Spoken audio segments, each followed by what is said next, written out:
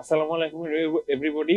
আজকে আমি রাসুল সালিম তোমাদের সাথে আছি ফিজিক্স এর ব্যাপারে একটা ইম্পর্টেন্ট টপিক নিয়ে আলোচনা করার জন্য। ঠিক আছে, আজকে আমরা যে টপিকটা দেখবো সেই টপিকটা হচ্ছে কেন্দ্রমুখী বল এবং কেন্দ্র বিমুখী বল। তো এই ছোট একটা টপিকে আমরা দেখবো যে এইখান প্রথমে আমরা থিওরি বুঝবো, কিভাবে কি ধরনের ম্যাথ আসতে পারে সেটা আগে দেখবো, কোথায় কি ম্যাথ আসছে সেটাও দেখবো, এবং সেটা কিভাবে সলভ করতে হয় সেটা আমরা বিস্তারিত আলোচনা করবো। ঠিক আছে, যেহেতু ছোট টপিক কিন্তু এটা খুবই ইম্পর্টেন্ট একটা টপিক। এই যেই টপিকের নাম আমি বললাম এটা হচ্ছে কেন্দ্রমুখী বল আর কেন্দ্র বিমুখী বল। এটার সাথে সম্পর্কিত আছে কৌণিক বেগ এবং কৌণিক ত্বরণ। ঠিক আছে, তাহলে এই টপিকটাতে আমরা আজকে শুরু করি। এবং এই যে টপিকটা এটা হচ্ছে কি চ্যাপ্টার 4, যেটা হচ্ছে নিউটনের মেকানিক্স বা নিউটনীয় বলবিদ্যার ভিতরে পড়ে। আর আমরা জানি ঢাকা ভার্সিটি বলি যে কোনো ভার্সিটি এক্সামের ক্ষেত্রে বা যে কোনো পরীক্ষার ক্ষেত্রে ফিজিক্সের যে কয়েকটা চ্যাপ্টার খুবই জরুরি বা খুবই গুরুত্বপূর্ণ তার ভিতরে নিউটনীয় মেকানিক্স বা নিউটনীয় বলবিদ্যাটা অত্যন্ত বেশি গুরুত্বপূর্ণ। ঠিক আছে, যতগুলো বেশি বেশি ইম্পর্টেন্ট তার ভিতরে এইটা কিন্তু ওয়ান অফ দেম। ঠিক আছে, তাহলে আমরা হচ্ছে আজকের পড়াটা শুরু করি। চলো শুরু করা যাক। ঠিক আছে, আসসালামু আলাইকুম এভরিবডি। ঠিক আছে, আমরা পড়া শুরু করি। দেখবো যে আমরা ছোট টপিক নিয়ে আলোচনা করবো কেন্দ্রমুখী বল এবং কেন্দ্র বিমুখী বল। হ্যাঁ, তার আগে এইটা নিয়ে আলোচনার জন্য তার আগে আমরা কিছু বেসিক জিনিস জানি। দেখো এখানে আমরা কি দেখতে পাচ্ছি, এখানে দেখতে পাচ্ছি কৌণিক বেগ, যাকে আমরা প্রকাশ করি ওমেগা দ্বারা। যেমন একটা জিনিস আমাদের বলি, আমরা যদি দেখি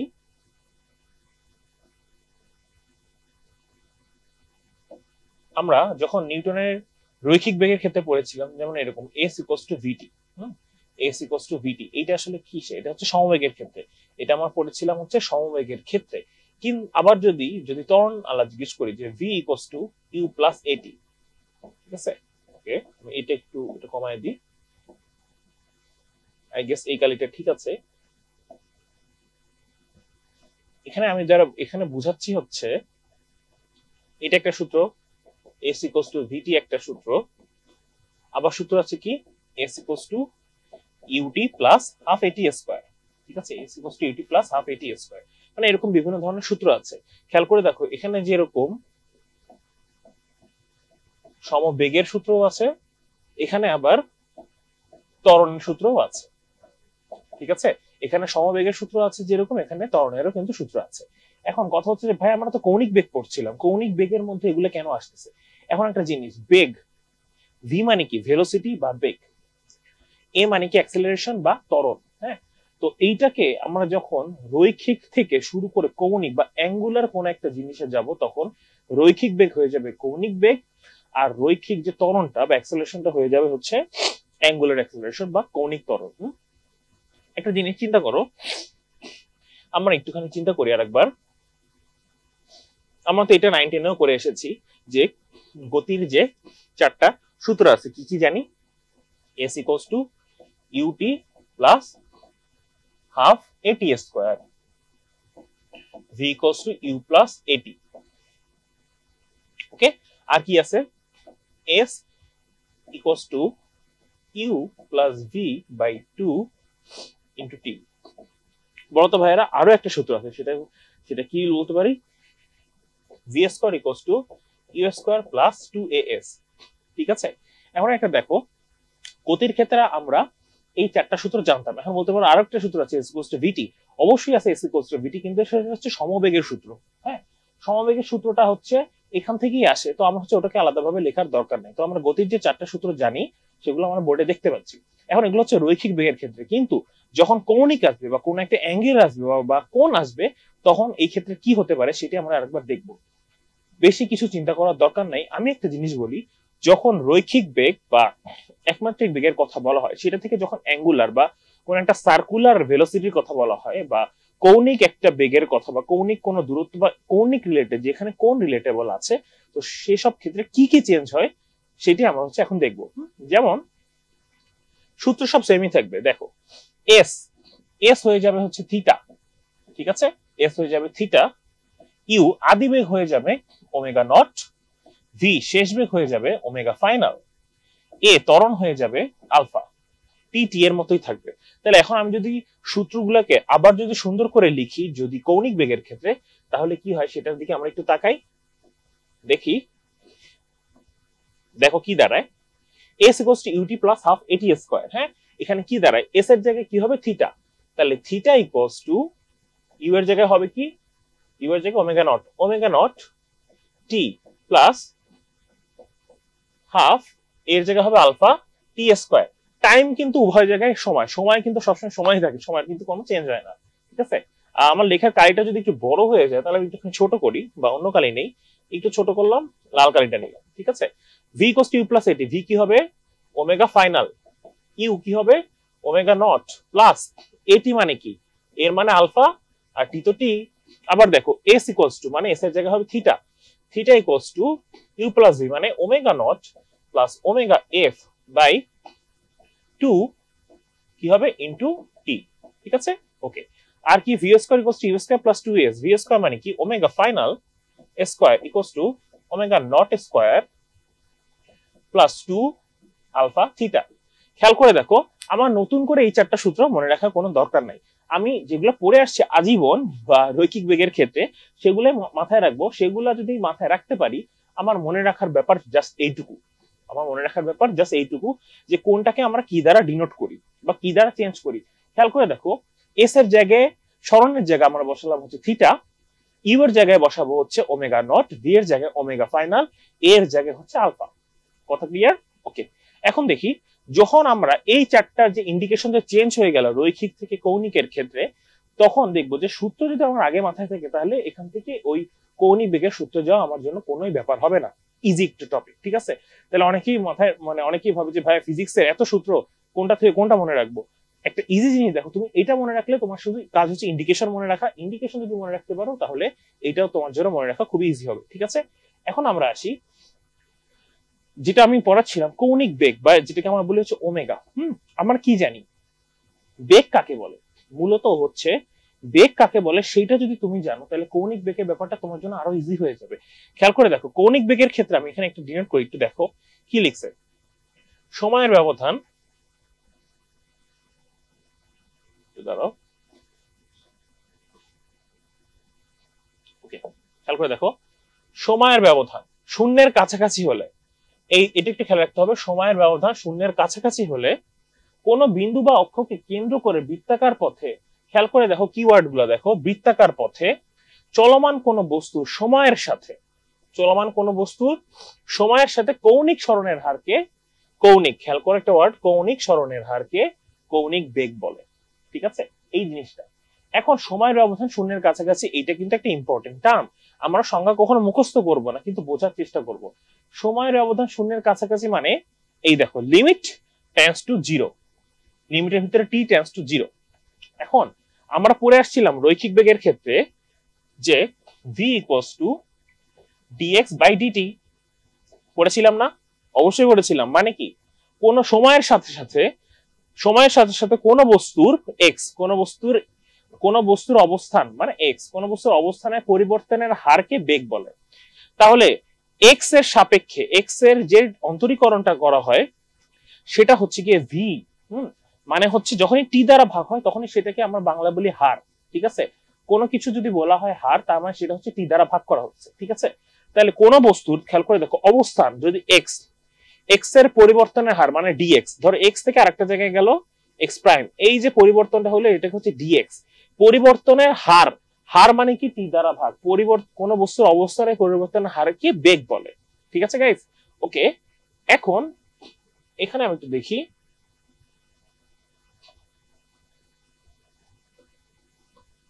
দেখো তাহলে V equals to DX by DT. ঠিক আছে, তাহলে আমি কি পড়েছিলাম যে ডি, এখন এটাকে অনেকে এক্স ও লিখতে পারে, অনেকে এভাবে লিখতে পারে ডিএস বাই ডিটি। ঠিক আছে, এভাবেও লেখা যায়। এখন আমি কি বলেছিলাম যে ওইখানে খেয়াল করে দেখো এস এর জায়গায় হবে কি থিটা, এস এর জায়গায় হবে কি থিটা, আর কি হবে ভি এর জায়গায় হবে ওমেগা ফাইনাল। এখন একটু দেখি, খেয়াল করে দেখো এখানে তো কোনো আদি বেগ বা শেষ বেগ নেই, জাস্ট বেগ বলছে। তাহলে যদি রৈখিক বেগে হয় হচ্ছে ভি, তাহলে কৌণিক বেগে হবে কি ওমেগা। ঠিক আছে, তাহলে এখানে আমি যদি ভি এর জায়গায় লিখি ওমেগা, ওমেগা ইকুয়ালস টু কি লিখতে পারি, এস এর জায়গায় কি হবে, আগের পেজে আমি দেখেছিলাম থিটা হবে, ডি থেটা, আর টি এর কোনো চেঞ্জ হবে না, টি এর কোনো চেঞ্জ নেই, তাহলে ডিটি। হ্যাঁ, তাহলে আমরা পেলাম। তাহলে এখন দেখো সময়ের ব্যবধান শূন্যের কাছাকাছি হলে এই যে টি টেন্ডস টু জিরো, কোন বিন্দু বা অক্ষকে কেন্দ্র করে বৃত্তাকার পথে, এটা যেহেতু কৌণিক বেগ তাহলে তো অবশ্যই একটা এরকম আছে, যখন একটা সার্কেল আছে তখন অবশ্যই এর সেন্টার আছে। ওকে, এখন বৃত্তাকার পথে চলমান কোন বস্তুর সময়ের সাথে এই যে টাইম রিলেটেড, সময়ের সাথে কৌণিক সরণের হার, কৌণিক সরণকে আমরা কি দ্বারা প্রকাশ করি? থিটা দ্বারা। আর রৈখিক সরণকে কি দ্বারা প্রকাশ করি? আমরা দেখেছিলাম এস দ্বারা।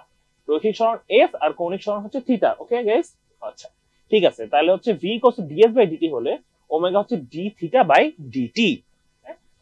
কৌণিক সরণের হারকে কৌণিক বেগ বলে। ওকে,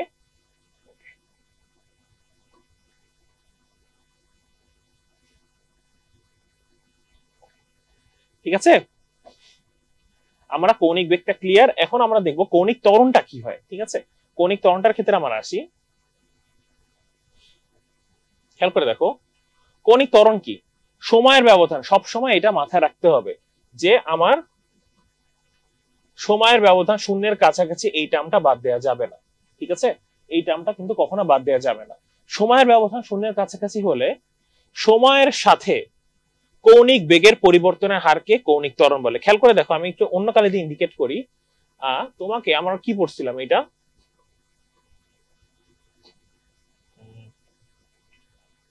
না এই আচ্ছা দেখো, আমরা যখন রৈখিক বেগ পড়ছিলাম কি বলছিলাম? যে সময়ের সাথে বেগের পরিবর্তনের হারকে ত্বরণ বলে, এটা আমরা পড়ছিলাম না? খেয়াল করে দেখো, উপরেটা ঠিক ছিল, সময়ের ব্যবধান শূন্যের কাছাকাছি হলে বা সময়ের সাথে বেগের পরিবর্তন হারকে কি বলে? বেগের পরিবর্তনের হারকে হচ্ছে ত্বরণ বলে। সময়ের সাথে বেগের পরিবর্তন হারকে কি বলে? ত্বরণ বলে। ঠিক আছে, ওকে, তাহলে আমরা এখন একটু দেখব যে রৈখিক বেগের ক্ষেত্রে আমরা কি পড়েছিলাম। দেখি, ভি, সরি কাইটি একটু চেঞ্জ করে নিই।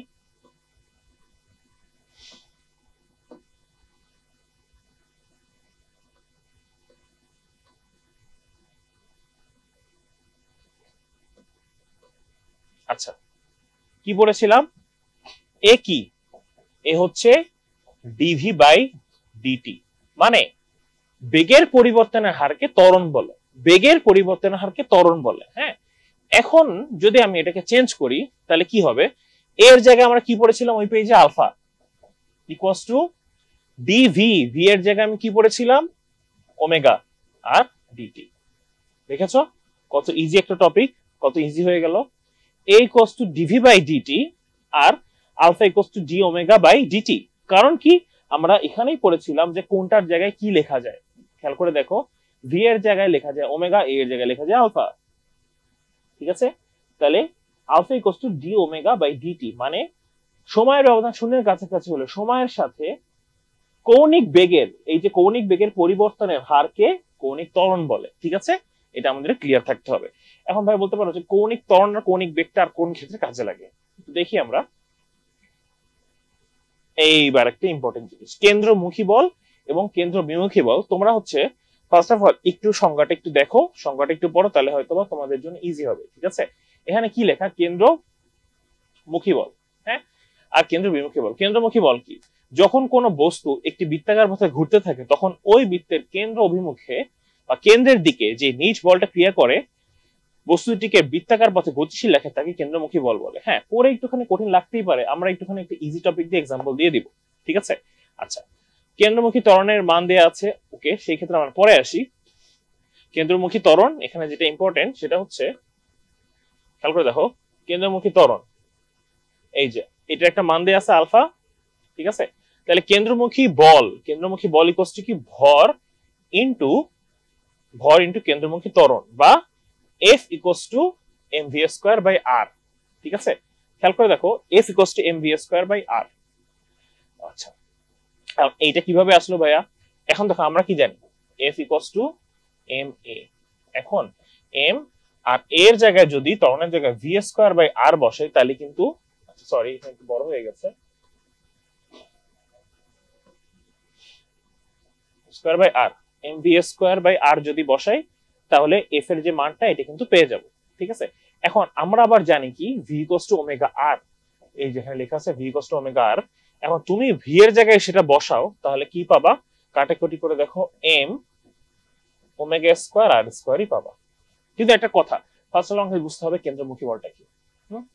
কেন্দ্রমুখী আর কেন্দ্র বিমুখী বলটা আমি একটা স্টাইলে বুঝাই দিচ্ছি একই প্যাটার্নে। দেখো এখানে চিন্তা করো, এই আমি একটা মানুষের হাত আঁকি।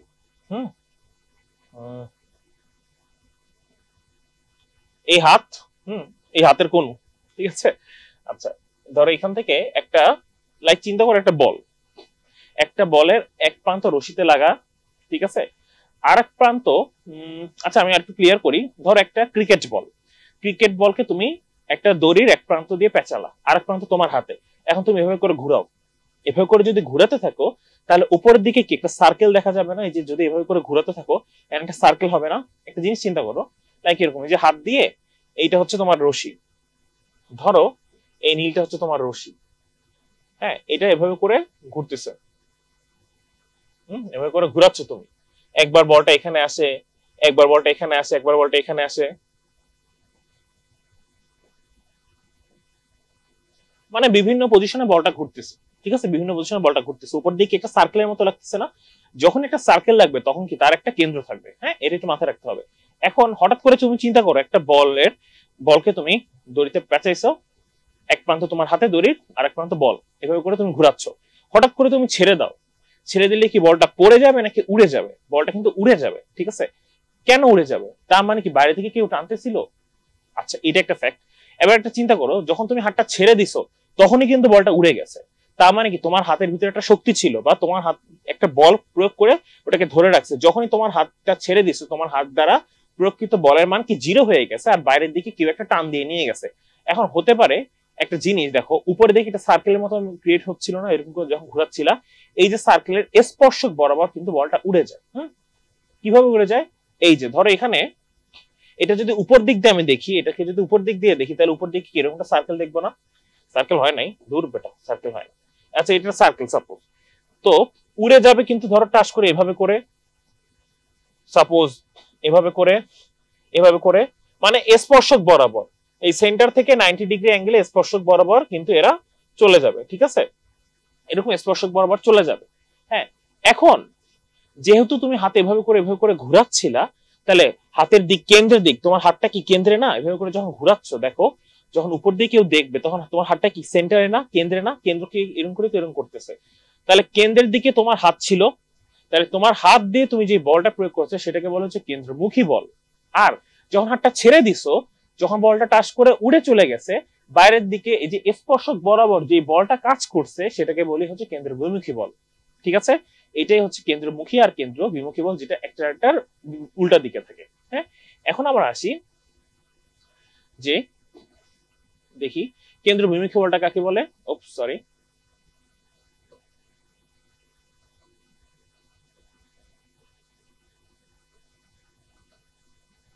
দেখি কেন্দ্র বিমুখী বলটা একটু দেখো কি লেখা আছে। দেখি আমরা কোন বস্তুকে বৃত্তাকার পথে ঘোরাতে হলে ওই বস্তুর উপর যে বল প্রয়োগ করা হয় তাই কেন্দ্রমুখী বল, ঠিক আছে। আমি কি বলেছিলাম যে বৃত্তাকার পথে ঘোরাতে হলে ওই বস্তুর উপরে যে বল প্রয়োগ করা হয়, আমি কিন্তু হাত দিয়ে বল প্রয়োগ করছিলাম, হ্যাঁ তাকে বলা হচ্ছে কেন্দ্রমুখী বল। হ্যাঁ তৃতীয় সূত্র অনুযায়ী এই বলের প্রতিক্রিয়া স্বরূপ, কারণ তৃতীয় সূত্রে আমরা কি জানি প্রত্যেক ক্রিয়ার সমান এবং বিপরীত প্রতিক্রিয়া আছে, তাই না? যেমন আমার এই যে হাঁটতেছি, আমি যে দাঁড়ায় আছি, কেন দাঁড়ায় আছি? কারণ আমি প্রেসার দিচ্ছি, বাটি আমাদের উল্টা দিকে রিয়েক্টিভ ফোর্স দিচ্ছে, ঠিক আছে। ওকে এখন তৃতীয় সূত্র অনুযায়ী এই বলের প্রতিক্রিয়া স্বরূপ যে বল বৃত্তের কেন্দ্রের ওপর, খেয়াল করে দেখো কেন্দ্রের ওপর ব্যাসার্ধ বরাবর কেন্দ্রের বাইরের দিকে ক্রিয়া করে, দেখছো ব্যাসার্ধ বরাবর একদম বাইরের দিকে উড়ে চলে গেছে, ব্যাসার্ধ বরাবর বাইরের দিকে ক্রিয়া করে তাকে কেন্দ্র বিমুখী বল বলে। খেয়াল করে দেখো কেন্দ্র বিমুখী বলের মানও কিন্তু সেম, দুইটা কিন্তু সেম। হ্যাঁ একটা হচ্ছে ভিতর দিক কাজ করতেছে, একটা হচ্ছে বাইরের দিক কাজ করতেছে স্পর্শক বরাবর, হ্যাঁ দুইটা কিন্তু সেম, ঠিক আছে। ওকে এখন আমরা একটা জিনিস দেখি, কয়টা উদাহরণ দিই তাহলে বুঝবো কেন্দ্রমুখী বল ও কেন্দ্র বিমুখী বলের ব্যবহার। যানবাহন ও রাস্তার বাদ, পানি ভর্তি বালতির উলম্ব তলে, আচ্ছা যানবাহন রাস্তার বাগটা আমি আসতেছি, তার আগে তিনটা দেখাই। পানি ভর্তি বালতির উলম্ব তলে আবর্তন, ধরো একটা বালতি তুমি পানি নিছো, হ্যাঁ বালতিতে পানি নিয়ে বালতি হ্যান্ডেলের, বুঝো একটা বালতি তুমি পানি নিছো, এই একটা বালতি তুমি পানি নিছো, বালতির হ্যান্ডেলের সাথে তুমি একটা রশি ই করছো, রশি রশি করে তুমি এটাকে হাত দিয়ে ধরছো, এই যে তুমি এটা হচ্ছে হাত দিয়ে ধরছো, ধরে এখন এভাবে করে এরকম করো, এভাবে করে করে আসো, এভাবে করে করে আসো। হ্যাঁ, কি হবে, তোমার হাতটা যখন উপরের দিকে থাকবে তুমি দ্রুত করবা, কিন্তু যখন এরকম করবা তখন কি পানি কি পড়ে যাবে? না, পড়ে যাবে না। কিন্তু কেন পড়বে না? এক্স্যাক্টলি, কারণ এইটা হচ্ছে কেন্দ্রমুখী বল আর কেন্দ্রবিমুখী বলের ব্যালেন্সিং এর জন্য। দেখো তুমি যখন এভাবে করতেছো বা হচ্ছে এই যে ধরো বালতিটা ধরলা, এই যে পানি, এখন তুমি দ্রুত এরকম করলা, তাহলে কি পানিটা কি তোমার মাথায় যখন উপরের দিকে থাকবে তখন কি টাচ করে পড়বে? পড়বে না, ওখানে কিন্তু থাকবে। কিন্তু তুমি স্লোলি করো তখন কিন্তু পড়ে যাবে, তখন কিন্তু কেন্দ্রমুখী আর বিমুখী বল কাজ করবে না। কারণ কি তখন কাজ করবে না? এর রিজনটা হচ্ছে তখন তোমার স্পিড কি মানে পার্মানেন্ট থাকবে, বা স্পিড কি তোমার একটা রেটে থাকবে? থাকবে না। তুমি আস্তে করে এখানে থেমে গেলা, তাহলে তো পানি পড়েই যাবে, তাহলে তো একটা শর্ত ভাঙবে। তাই তুমি যদি একটা রেট এভাবে করে রাখতে পারো তাহলে দেখবো যে পানিটা আর পড়বে না। আবার চিন্তা করো বাঁকা বাতা সাইকেল আরোহের গতি, আমরা খেয়াল করে দেখবো যে মোটর সাইকেল রেসিং এ বা সাইকেল রেসিং এর ক্ষেত্রে যখন বাঁক গুলো আসে, সাইকেল কি একদম ভিতরে বাঁকে গিয়ে এভাবে মোচড় দেয়, বা বাইক এরকম করে করে যায়। কেন করে যায়? কারণ একটা রাস্তা, ধরো একটা চিন্তা করো যে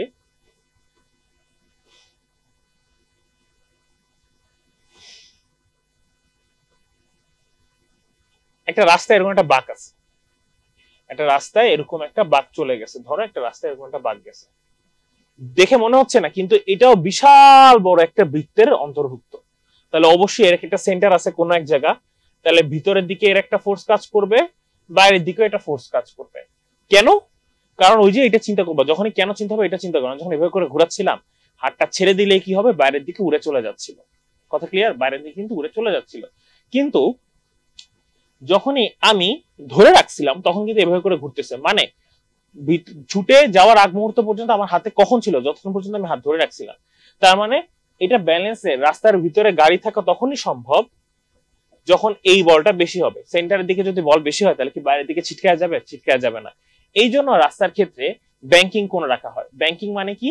ব্যাংকিং কোণ মানে হচ্ছে গিয়ে যে রাস্তায় দেখবে বড় বড় হাইওয়ের ক্ষেত্রে একটুখানি বাঁক রাখা হয়। বাঁক বলতে বাঁক না, ঠিক বাঁকে একটুখানি মানে হাইট রাখা হয়। যেমন ধর রাস্তা এরকম প্লেন যাচ্ছে না, রাস্তা একটুখানি এরকম করে ভিতর দিকে ঢালু করে দেয় আর হাইটটা একটু বাড়ায় দেয়। হ্যাঁ, স্পেশালি বড় বড় হাইওয়ে হচ্ছে বাঁকে থাকে। ঠিক আছে, এখন তুমি চিন্তা করো যে সাইকেল বা মোটর সাইকেল এই জন্য যখন এখান থেকে এভাবে করে যায়, এই জন্য এভাবে করে যখন যায় দেখবা যে বাইরের দিকে ছিটকে যেতে চায়, যার জন্য এরকম করে ড্রিফট করে চলে যায়। কারণ কি? এটা একটা জড়তা একটা কারণ। কারণ বস্তু যে অবস্থায় থাকতে চায় ওই অবস্থায় আজীবন অতিবাহিত করতে চায়। তাই ও যখন হঠাৎ করে এভাবে করে মোচড় নিবে তখন দেখবে কি বাইরের দিকে ছিটকে যাওয়ার সম্ভাবনা থাকে। তার জন্য রাস্তায় একটা মানে একটুখানি উঁচু ভিতর দিক এরকম রাখা হয় যেন কেন্দ্রের দিকে গাড়িগুলা বেশি ঝুঁকে থাকে বা কেন্দ্রমুখী বলটা বেশি হয়। যার জন্য বাঁকা পথে সাইকেল আরোহীর গতিও কিন্তু এরকম। সাইকেল আরোহী কিন্তু দেখবে যে রাস্তার ভিতর দিকে এরকম ঝুঁকে গেছে যেন ভিতর দিকে বা কেন্দ্রমুখী যে বলটা কেন্দ্র বিমুখী বলের থেকে যেন বেশি হয়। ঠিক আছে? আচ্ছা, রাস্তা বা রেল লাইনে ঢাল, এটা আমি এইমাত্র বললাম যে রাস্তা বা রেল লাইনে বড় বড় বাঁকের ক্ষেত্রে একটুখানি ঢালু রাখা হয় যেন ভিতর দিকে ফোর্সটা বেশি কাজ করে, নাইলে এরকম বৃত্তের মতো বাইরে ছুটে যাওয়ার সম্ভাবনা বেশি হয়ে যাবে যদি কেন্দ্রবিমুখী বলটা বেশি হয়। হ্যাঁ, ওকে।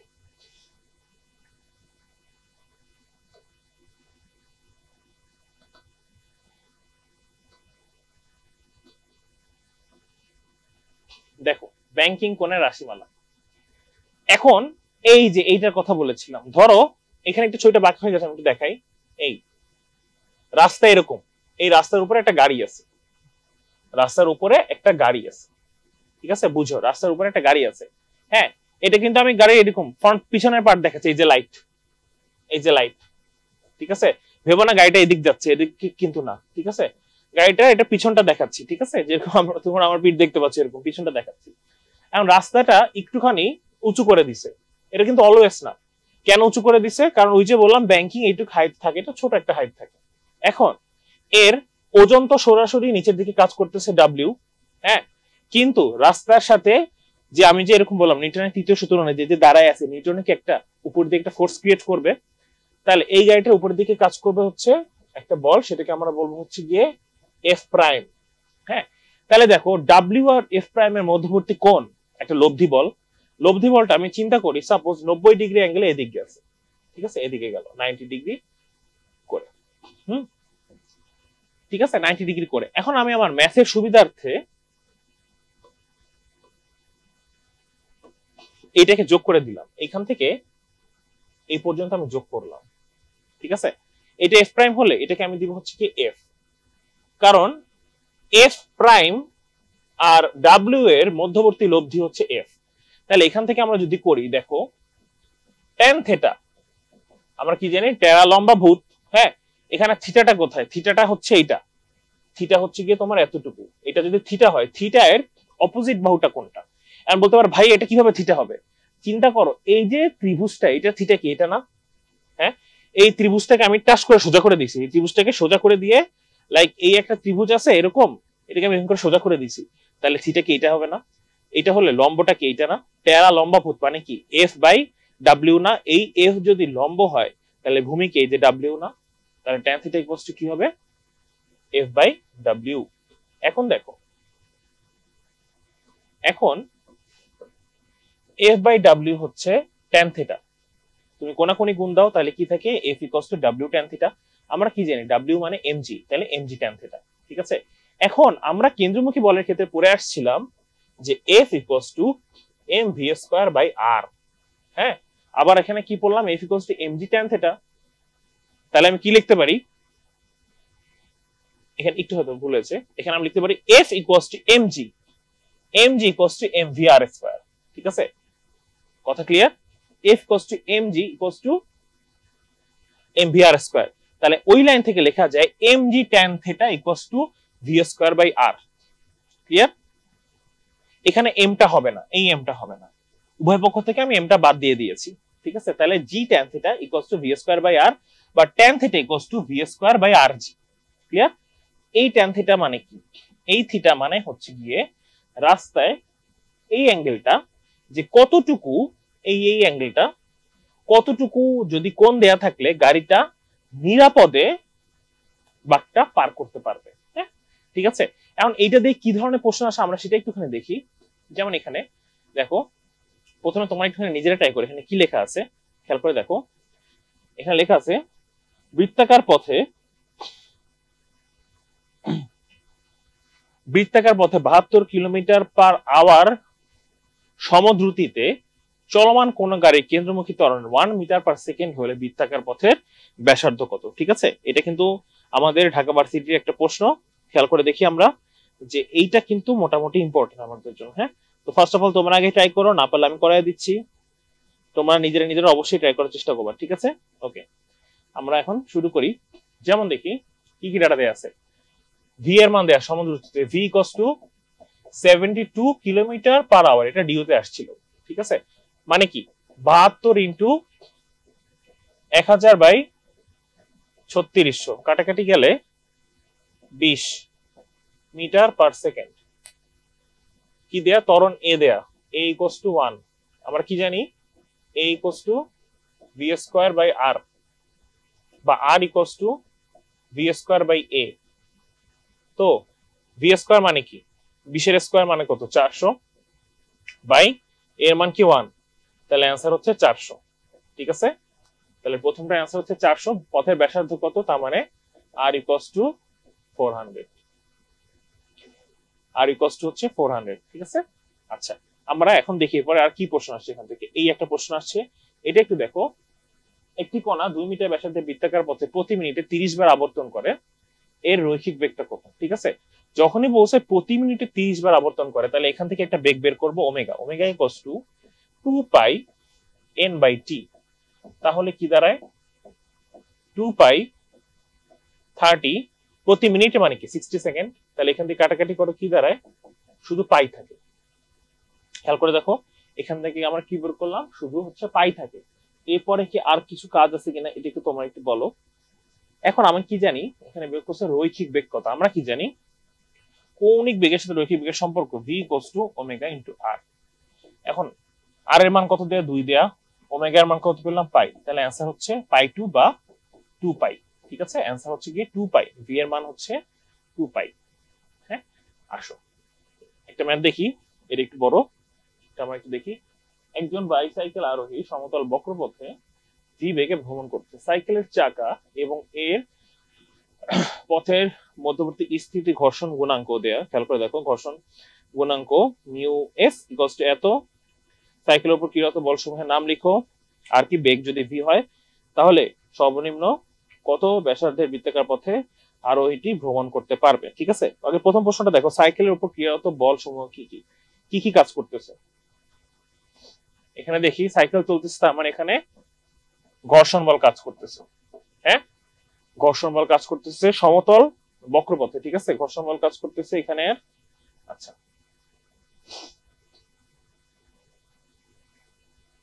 ব্যাসার্ধ দেয়া আছে, বৃত্তাকার পথ, তার মানে কি কেন্দ্রমুখী আসবে, কেন্দ্রমুখী বল এটাও আসবে, ব্যাসার্ধ আসবে, ব্যাসার্ধের জন্য কেন্দ্রমুখী বল আসবে। আর কি, আর কোনটা কাজ করে? আরো একটা কাজ করে দেখো তো, ঘর্ষণ গেল, কেন্দ্রমুখী বল গেল, আর কি কাজ করতে পারে? আর একটা কাজ করতে পারে হচ্ছে গিয়ে, এখানে কি লেখা আছে, যেহেতু এটা রাস্তায় যাচ্ছে তাহলে কিন্তু জি কিন্তু ইফেক্ট ফেলবে। জি আছে মানে হচ্ছে অভিকর্ষ বলও কাজ করতেছে। অভিকর্ষ বল ছাড়া কিন্তু চলতেই পারতো না। ঠিক আছে, অভিকর্ষ বল।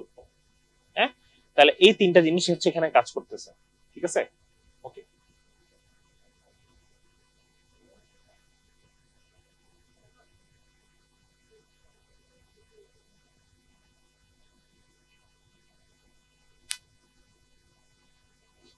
আসো, ওকে। ম্যাথটা হচ্ছে গিয়ে, যদি বেগ ভি এত হয় সর্বনিম্ন কত ব্যাসার্ধের বৃত্তাকার পথে আর ওইটি ভ্রমণ করতে পারবে। ঠিক আছে, ওকে। খেয়াল করে দেখো, আমরা কি জানি সূত্র, tan theta equals to V square by R G. এখানে tan থিটা কোনো ডাটা নাই, কিন্তু আমরা এটা মাথায় রাখতে হবে যে mu S equals two tan theta, এটা একটা সূত্র। Mu S equals two tan theta, তাহলে মিউ এস এর মান কত দেয়া, 0.5 কে আমি লিখতে পারি half equals to V square মান দেয়া আছে, হ্যাঁ ভি স্কয়ার মান হচ্ছে 100, আর এর মান আমি জানি না, জি এর মান হচ্ছে 9.8। এখান থেকে আমরা ক্যালকুলেশন করব। ক্যালকুলেশন করো তোমরা, দেখো তো কি দাঁড়ায়, হাফ ইকুয়ালস টু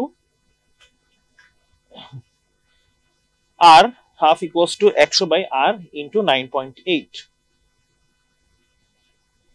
তো তোমরা ক্যালকুলেশন করে দেখবা, মিলাই নিও, যে আর এর মান আসবে হচ্ছে 20.40 মিটার। ঠিক আছে, 20.40 মিটার। ওকে, তাহলে আমরা বলতে পারি যে সর্বনিম্ন এত ব্যাসার্ধের পথে আরো এটি ভ্রমণ করতে পারবে। এর থেকে যদি কম বেশি হয় তাহলে অ্যাক্সিডেন্টের সম্ভাবনা থাকবে। ঠিক আছে, ওকে। আজকে আমরা তাহলে কোন টপিকটা দেখলাম? Thank you everyone. আজকে আমরা দেখলাম হচ্ছে কেন্দ্রমুখী বল আর কেন্দ্রবিমুখী বল, যার মাধ্যমে তোমাদের কোথায় কোথায় কোন প্রশ্ন আসে সেটা আমরা হচ্ছে ডিসকাস করলাম। আই গেস এটা তোমাদের জন্য উপকারী হবে। ইনশাআল্লাহ সামনে আরো একটা ইম্পর্টেন্ট টপিক নিয়ে ইনশাআল্লাহ তোমাদের সাথে আবার দেখা হবে। ততদিন ভালো থাকো, সুস্থ থাকো, আল্লাহ হাফেজ।